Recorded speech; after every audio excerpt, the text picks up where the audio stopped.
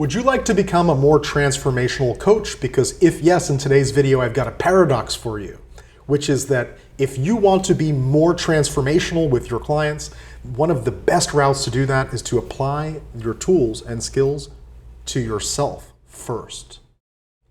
And it's kind of paradoxical because you think, well, I want to get more skilled at helping my clients. How can I develop skills to work with them more effectively? But when you actually turn the mirror around and you apply your skills and tools to yourself and allow yourself to become more transformational within yourself, actually a couple of things happen. So as a sidebar, whether or not you become more effective at working with your clients, your life improves, which just by being, you're going to be impacting your clients, because coaching is a series of conversations in relationship. And so when you are relating from a more empowered place of being, that magically by itself will have a profound impact in your clients. It allows you to experience the journey that they've been on. So rather than being a really good tour guide to show them how to get to where they're going or to guide them to figure out for themselves how to get there, you can guide them or show them from experience because you've actually been there yourself, rather than just studying the maps really well and being able to guide them by their maps. When I first started my coaching career, I was very focused on helping other people to transform and at the expense of working on myself. And what I found was that I got pretty effective at getting really good client results, but at the end of the day, I was not feeling very fulfilled. In fact, I was feeling not only unfulfilled, but I was feeling somewhat incongruent, because these clients thought of me as a very powerful and effective coach, but they did not see the side of me that was really not fulfilled and not happy and not able to be congruent by applying my tools and my skills to myself.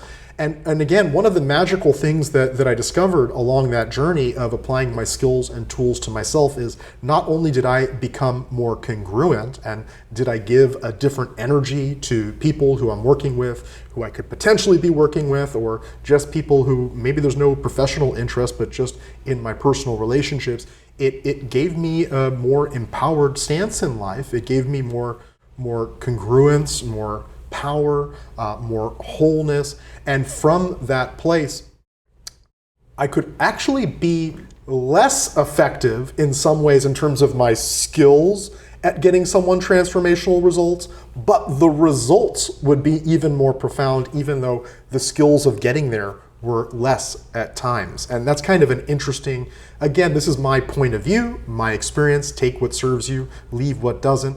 But what I found is that when I worked on myself first, I became more whole and congruent. And even if my skill was not as good as it could have been, maybe prior when I was focusing just on the skills of working with other people, the results were actually more profound, more deep, more lasting, and more systemic, more whole, and just so much more beneficial for the client from the place that I was coming from. And when you apply your skills to yourself first, then you can always work on increasing and applying the skills to others. But it's kind of a paradox, because if you focus on working with others, changing others, without focusing on working on yourself and changing yourself, the paradox is that actually you become less transformational. And when you focus on applying your tools and skills to yourself, from my experience, that you become more transformational with others, and regardless, the quality of your life improves. No matter where you go,